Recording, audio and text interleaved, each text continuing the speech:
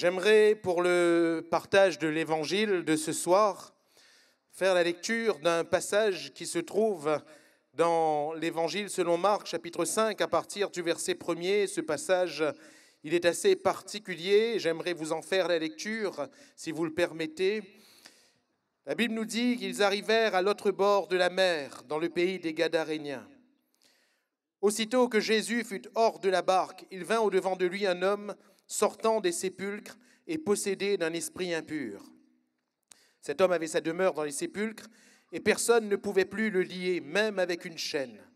Car souvent il avait eu les fers aux pieds et avait été lié de chaînes, mais il avait rompu les chaînes et brisé les fers, et personne n'avait la force de le dompter. Il était sans cesse nuit et jour dans les sépulcres et sur les montagnes, criant et se meurtrissant avec des pierres.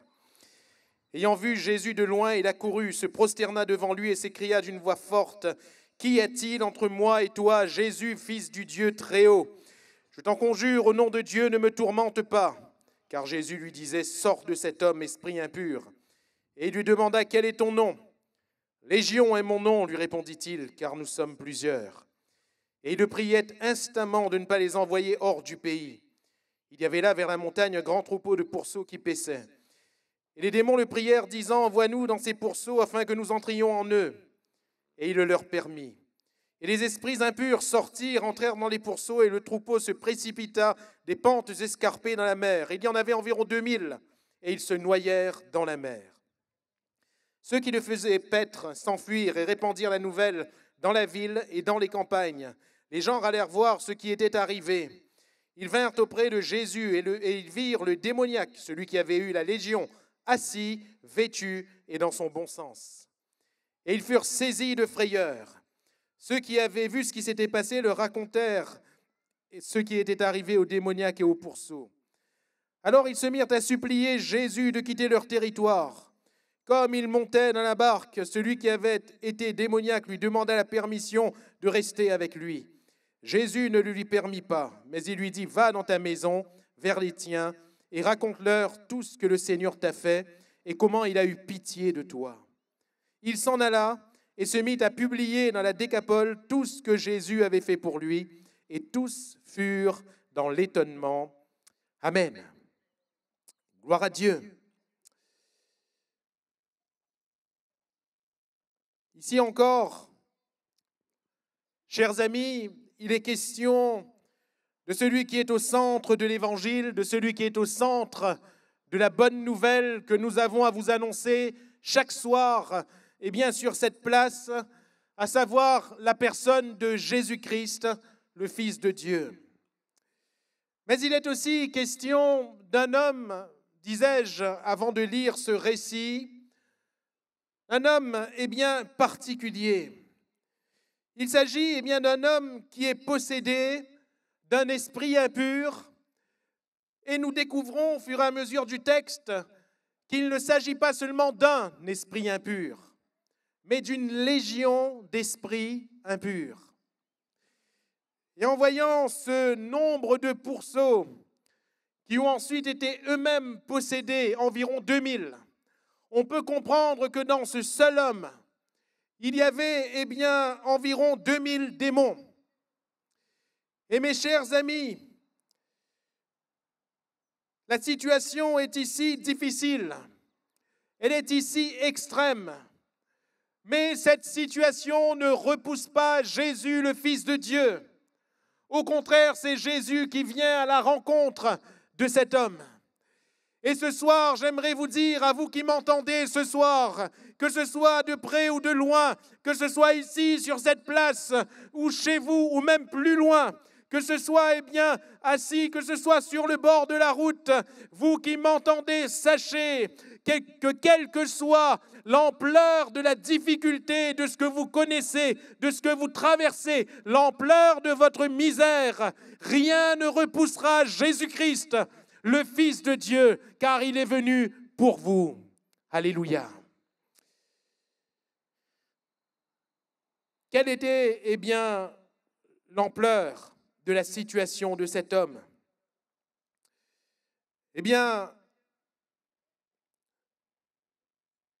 Quelle extrémité, chers amis! Cet homme, eh bien, qui est possédé d'esprits impurs, environ 2000. Quelle extrémité, chers amis, que cet homme, eh bien, qui ne vit pas dans des maisons, mais qui vit dans des cimetières. Je ne sais pas si vous auriez envie de vivre dans un cimetière, chers amis, mais cet homme, lui, c'était là où il vivait.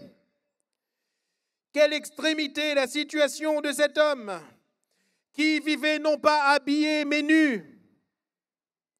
Et nous ne parlons pas ici de mode.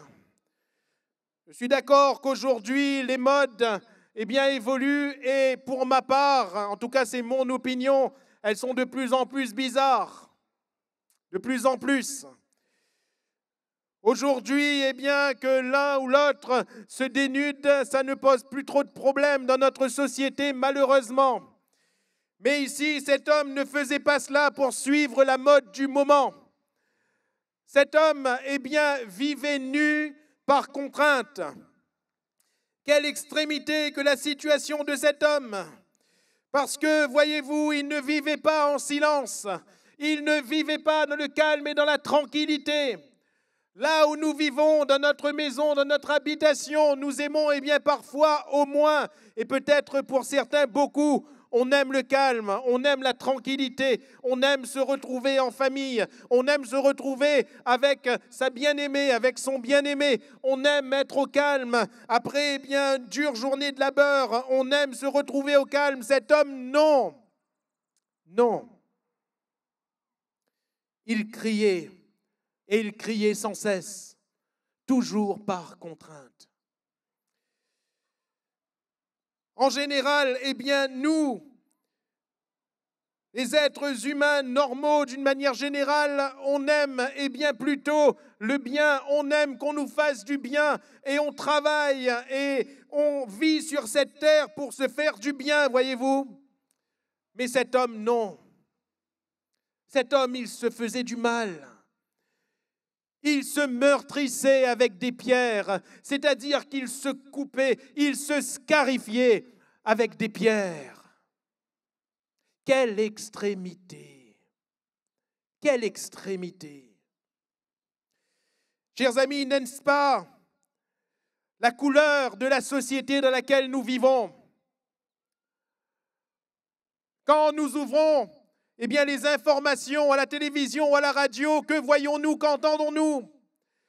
De la même manière, on ne voit plus des gens calmes, mais on voit des gens qui crient, on voit des gens tourmentés, on voit des gens qui crient parce qu'ils sont angoissés, ils ont peur de leur lendemain, pour leur lendemain, pardon. Ils ont peur, alors ils se retrouvent sur des places publiques et ils crient. Ils crient à qui veut l'entendre. Ils crient peut-être vers les dirigeants du pays, de la ville, d'une entreprise. Ils crient parce qu'ils sont à l'extrémité. Il y en a d'autres, eh bien, qu'ils ne dorment plus. Ils ne connaissent pas le calme. Ils ne connaissent pas la paix. Combien peut-être ce soir qui entendent ma voix, combien ne dorment plus? Combien n'arrivent plus à trouver un sommeil normal? Chers amis, la situation de cet homme n'est pas si étrange que cela. Combien qui se font aussi du mal? Combien qui pourtant aspirent au bien mais qui se font du mal? Combien d'hommes et de femmes eh bien, attendent à leur vie et combien également malheureusement réussissent? Le suicide est un fléau de notre société. Mais mes chers amis, sans juger les uns ou les autres, quelle extrémité! Quelle extrémité! Bien sûr, j'en passe. Il y aurait tant à dire. Tant. Que dire du calme qu'on ne trouve plus dans les foyers? Que dire du calme qu'on ne trouve plus dans des couples? Que dire eh bien, de ceux qui se marient et qui divorcent aussitôt après? Que dire de ceux qui n'ont plus aucun espoir dans la vie, aucun espoir dans leur lendemain et qui ont choisi de vivre au jour le jour, tentant de trouver leur bien dans ce qui se passe sous leurs yeux ou sous leurs mains? Que dire? Il y aurait tant à dire. Et permettez-moi de conclure ce constat en disant, ce n'est pas seulement cet homme qui est à l'extrémité, c'est notre monde qui est à l'extrémité. Ce sont tous les êtres humains de la société sur la terre qui sont à l'extrémité. Et mes chers amis, de même que cet homme, on a essayé de le maîtriser. On a essayé de mettre des chaînes. Combien de remèdes a-t-on essayé de trouver à notre société? Combien de remèdes a-t-on essayé de trouver aux maux des hommes et des femmes qui vivent sur la terre?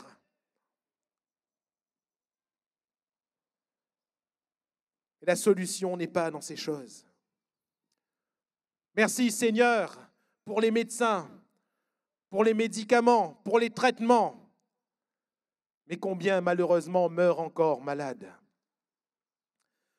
Merci Seigneur pour la science, la psychologie, la psychanalyse et tous ces hommes, toutes ces femmes, tous ces professionnels qui prennent le temps d'écouter, d'analyser et trouver des solutions. Mais combien quand même finissent par l'extrême?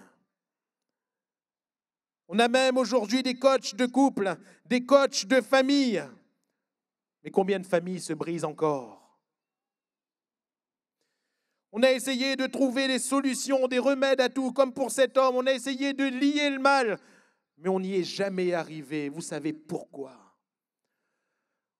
Chers amis, nous n'avons pas besoin d'une solution humaine, mais nous avons besoin d'un sauveur. Nous avons besoin d'un sauveur. Et Jésus est le sauveur du monde. La Bible nous parle de la misère des hommes. Cet homme était à l'extrémité. Que dire de cette femme qui était à l'extrémité sur le plan de la santé? Elle était atteinte d'une perte de sang, d'une hémorragie interne depuis 12 ans. Elle était passée entre les mains de plusieurs spécialistes, de plusieurs médecins. Mais son mal n'avait jamais cessé. Au contraire, il était allé plutôt en empirant. Cette femme souffrait. Elle avait dépensé tous ses moyens, tout son argent. À l'époque, il n'y avait pas de sécurité sociale. Et arrivée au bout du bout, ruinée et souffrante à l'extrême. À l'extrême. Cette femme, elle est venue vers Jésus. Vous allez me dire, pour les maladies, la science a beaucoup évolué. Il y a la médecine, il y a des médicaments. Je répète, merci Seigneur. Que dire de cette autre femme qui, elle, ne portait pas son problème dans sa santé? Elle, son problème était moral. Cette femme aussi était allée de déception en déception, non pas avec des médecins, mais avec des maris. Elle avait été mariée 5 fois. Et à 5 reprises, chaque mari lui a dit la même chose. Prends tes affaires et va-t'en. Je divorce. Imaginez la misère extrême de cette femme. Quelle dépression s'est emparée d'elle. Le 6e homme qui a voulu d'elle lui a dit « D'accord, si tu veux vivre avec moi, il n'y a pas de problème, mais je te préviens, on ne se mariera pas. Je prendrai soin de toi, mais tu seras à mon service. Tu seras mon esclave et tu feras ce que je te dirai de faire. » Voilà ce qu'était devenue cette femme. Quelle extrémité. Et elle a rencontré Jésus. Vous allez me dire, mais aujourd'hui, il y a une évolution. Les choses ont évolué, monsieur. La science a évolué, monsieur. Les mentalités ont évolué. On n'est plus comme ça. Mais mes chers amis, face à cet homme, quelle évolution pourrait permettre de résoudre? Face à la possession démoniaque, quelle solution avons-nous? Et je ne parle pas à des personnes qui ne comprennent pas. Nous sommes à l'île de la Réunion. Nous savons que les esprits impurs existent. Nous savons que les démons existent. Cet homme était possédé de près de 2000 démons. Et regardez la misère. Je viens d'une famille où, les membres étaient possédés également. Du côté de mon père, les pratiques faisaient que la possession démoniaque était monnaie courante. Ma tante, chaque année à une période précise, elle était possédée par le même mauvais esprit. Une autre tante, était à chaque fois qu'elle observait un rituel, possédée par un autre même mauvais esprit. Ma grand-mère paternelle, lorsque mon père enfant touchait la main de sa maman, il voyait un démon en face de lui. Vous vous rendez compte comme c'est terrible pour un enfant? En général, quand on tient la main de notre maman, c'est pour chercher la sécurité, n'est-ce pas? Mon père, quand il touchait la main de sa mère, il voyait un démon. Inutile de vous dire qu'il ne l'a touché quasiment jamais. Chers amis, c'est une réalité. Qui peut me donner une solution à cela? Qui peut m'envoyer un coach? Qui peut m'envoyer un médecin? Qui peut m'envoyer un sage de ce siècle, un scientifique de ce siècle? Nous avons besoin d'un sauveur. Le sauveur du monde, c'est Jésus. Alléluia. Et cet homme est venu vers Jésus. Et j'aimerais vous dire ce soir que rien ni personne ne peut vous empêcher de venir vers Jésus. Pour aller au médecin, il faut la carte vitale. Pour aller devant tel ou tel spécialiste, parfois il faut la monnaie en plus. Pour aller faire tel ou tel sage, il faut prendre rendez-vous. Et encore, si on veut bien vous recevoir. Mais pour venir vers Jésus, nous pouvons tous venir librement à lui. Alléluia.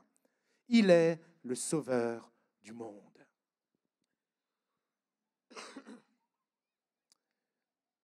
Pourquoi nous est-il possible de venir vers Jésus? Parce que Jésus est venu lui-même vers nous. Ce texte commence en disant « Ils arrivèrent à l'autre bord de la mer, dans le pays des Gadaréniens. Ils sont venus là, parce que Jésus leur avait dit « Allons, allons ». Et Jésus est venu lui-même vers cet homme. Il connaissait la situation de cet homme. Il est venu lui-même vers cet homme. Il est venu lui-même pour cet homme. Mes chers amis, de la même manière, Jésus, le Fils du Dieu béni, du seul Dieu, du Dieu créateur du ciel et de la terre, lui qui vit de toute éternité dans le ciel, adoré des anges, assis sur son trône, il a quitté son ciel de gloire et il est venu sur la terre des hommes. Jésus, le Fils de Dieu, est venu vers nous. Voilà pourquoi nous pouvons venir à lui. Jésus est venu vers cet homme. Et cet homme est venu vers Jésus. Cet homme a voulu venir vers Jésus. Je rappelle le contexte. Tourmenté, possédé de près de 2000 démons, il vient quand même vers Jésus. Nous l'avons lu dans le texte. Les démons ne voulaient pas de Jésus. Les démons ne voulaient pas. Et ce ne pouvait donc être eux. Ça ne pouvait pas être eux. Eux ne pouvaient pas pousser cet homme à aller vers Jésus. C'était le contraire. Parce qu'il disait à Jésus, retire-toi de moi. Il ne voulait pas. Il savait que Jésus, le Fils de Dieu, pouvait les chasser. Il savait que Jésus, le Fils de Dieu, avait dans sa main la délivrance. Nous pouvons venir vers Jésus. Si cet homme possédé de démons a pu venir vers Jésus, ce soir, n'importe qui peut venir vers Jésus. Alléluia. Aussi extrême que soit ta situation, aussi lourd que soient tes fardeaux, aussi difficile que soit ce que tu traverses, aussi douloureuse que soit ta maladie, tu peux venir vers Jésus ce soir. Alléluia. Tu peux venir vers Jésus. Jésus, le Sauveur du monde, est accessible. Pourquoi venir vers Jésus? Eh bien, Jésus, il est celui que Dieu a prévu pour chacun de nous. Nous l'avons partagé déjà depuis le début de cette semaine et à plusieurs reprises, on l'a dit. Jésus, le Fils de Dieu, est venu particulièrement pour chacun de nous. Réalisez un seul instant, Jésus qui prend tous ses disciples avec lui, Jésus qui prend la barque, Jésus qui traverse la mer, ce lac dangereux, à ce moment-là parce qu'il va y avoir une tempête. Jésus qui accoste quand même, qui vient quand même pour ce seul homme. Chers amis, nous qui avions besoin d'un sauveur, Jésus est venu pour chacun de nous. Alléluia. Pour chacun de nous. Il nous connaît chacun par notre nom. Et il veut sauver chacun de nous particulièrement. Quand l'ange est venu annoncer à Marie, la Vierge, la naissance miraculeuse de Jésus-Christ, le Fils de Dieu, l'ange va lui dire, tu lui donneras le nom de Jésus, car c'est lui qui sauvera mon peuple. Et il va rajouter, c'est lui qui sauvera mon peuple de ses péchés. Parce que, chers amis, qu'est-ce qui fait que les hommes soient dans une telle extrémité? Le péché, notre nature, le mal qui est en nous. Jésus nous délivre du mal qui est en nous. Jésus nous délivre des conséquences de ce mal. Nous l'avons également dit, le monde entier gît sous le pouvoir du malin. Le monde entier gît sous le pouvoir des démons. Et je ne sais pas si, quelqu'un qui m'entend ce soir est sous l'emprise démoniaque. Je ne sais pas si quelqu'un qui m'entend ce soir, voit sa vie comme sous le poids, des ténèbres, voit sa famille comme sous le poids des ténèbres, voit, des démons agir. J'aimerais vous dire que le monde entier gît sous le pouvoir du malin. Que le monde entier gît. Ce n'est pas quelque chose qui est particulier à quelqu'un. Le mal agit sur le monde. Voilà pourquoi on ne trouve pas de solution. Voilà pourquoi même les grands de ce monde ne trouvent pas. Voilà pourquoi il y a des crises de partout. Vous l'avez lu comme moi. Jésus a été chassé de cette contrée. Pourquoi, chers amis, Jésus, nous pouvons l'accepter, mais nous pouvons aussi le rejeter. Réalisons qu'il a délivré cet homme que personne ne pouvait délivrer. Réalisons qu'il a solutionné le problème de cette contrée, parce que cet homme semait la terreur, semait le trouble. Mais ils ont dit, Jésus, va-t'en. Jésus, va-t'en. Cela me rappelle la foule qui, après avoir vu Jésus fait tant et tant de miracles, tant et tant de prodiges, faire du bien partout où il passait, la foule qui va dire, mais crucifie-le, crucifie-le. Jésus est venu, mais personne n'a voulu de lui. C'est ce que Jean va déclarer dans le chapitre 1er de son évangile. La lumière luit dans les ténèbres, mais les ténèbres ne l'ont pas reçue. Elle est venue chez les siens. Les siens n'en ont pas voulu.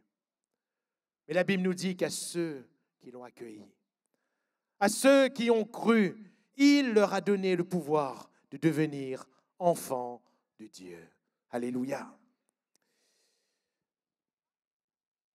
Ce possédé de Gadara a été délivré des démons. Cette femme à la perte de sang depuis 12 ans, touchant Jésus, a été guérie instantanément de sa maladie. Cette femme qui était allée de Marie en Marie, et qui était maintenant dans une grande dépression, ne voulant voir personne, elle a été délivrée, guérie par Jésus. Zachée, qui était un voleur invétéré, a été bouleversé, changé par Jésus. Il donne désormais ses biens aux pauvres. Devrais-je citer d'autres exemples? Chers amis, Jésus est le sauveur du monde. Jésus est ton sauveur. Jésus est celui qui veut te sauver. L'autorité de Jésus est également soulignée dans ce récit que nous avons lu. Pourquoi? Parce qu'il a tout pouvoir. Tout pouvoir. Il ordonnait à ces démons de quitter ce corps parce qu'il a tout pouvoir. Si Jésus ordonne ce soir, il a tout pouvoir. Si Jésus ordonne la guérison a lieu. Si Jésus ordonne la délivrance a lieu. Si Jésus ordonne, la chose arrive parce qu'il a tout pouvoir. Il est le Fils de Dieu. Jésus est ce sauveur dont nous avons besoin. Et devrais-je rappeler qu'à la croix, en mourant pour vous et pour moi, Jésus a tout accompli. Alléluia. Et si le monde entier gît sous le pouvoir du malin, l'épître de Paul aux Colossiens nous dit qu'à la croix, à sa croix, Jésus a vaincu les démons. Il a vaincu les principautés. Il les a livrés en spectacle. Toutes ces principautés ténébreuses qui règnent sur la terre, Jésus les a vaincues à la croix du Calvaire. Alléluia. Et il est vivant pour nous ce soir. Alors, cet homme est trouvé complètement changé. Complètement changé. Il était nu, il est vêtu. Il était complètement troublé, il est dans son bon sens. Il était debout en train de crier partout, ça et là, il est assis. Il est assis aux pieds de Jésus. Et quand Jésus lui parle, alors qu'il demandait à Jésus de rester avec lui, parce que quand on rencontre vraiment Jésus, on veut rester avec Jésus. Jésus va lui dire, va dans ta maison, vers les tiens, et raconte-leur tout ce que le Seigneur t'a fait. Il s'en alla et se mit à publier dans la Décapole tout ce que Jésus avait fait pour lui. Cette bonne nouvelle était proclamée. Et je répète, comme je l'ai dit en introduction, cette bonne nouvelle ce soir est encore proclamée. Pourquoi disons-nous ce que Jésus a fait? Pour nous ou pour ces personnages des récits bibliques, pourquoi disons-nous ce que Jésus a fait? Parce que ce qu'il a fait pour nous, il peut le faire également pour vous. Ce qu'il a fait pour cet homme, il peut le faire également pour vous, pour toi qui m'entends. Et ma grand-mère, paternelle, celle dont je parlais tout à l'heure, qui était possédée d'un esprit impur, de telle sorte que lorsque son fils lui touchait la main, il voyait un démon. Elle était possédée, cette pauvre femme. Lorsqu'elle a entendu l'Évangile, elle a été instantanément délivrée. Parce que Jésus est le Sauveur. Alléluia. Et Jésus peut sauver ce soir. Jésus peut délivrer ce soir. Mon ami, nous ne sommes pas là, pour qu'à force de répéter les choses, vous soyez persuadés. Mais nous sommes là pour quiconque croit dans le Seigneur Jésus. Et si tu veux croire, ça ne veut pas dire tout comprendre. Croire, ça ne veut pas dire tout ingérer. Croire, ça ne veut pas dire tout connaître. Croire, c'est mettre sa confiance dans le Seigneur Jésus, même si on n'a pas tout compris. Croire, c'est mettre sa confiance dans le Seigneur Jésus, même si la souffrance est là, même si ce qu'on traverse est dur. Croire en Jésus, c'est mettre sa confiance en lui.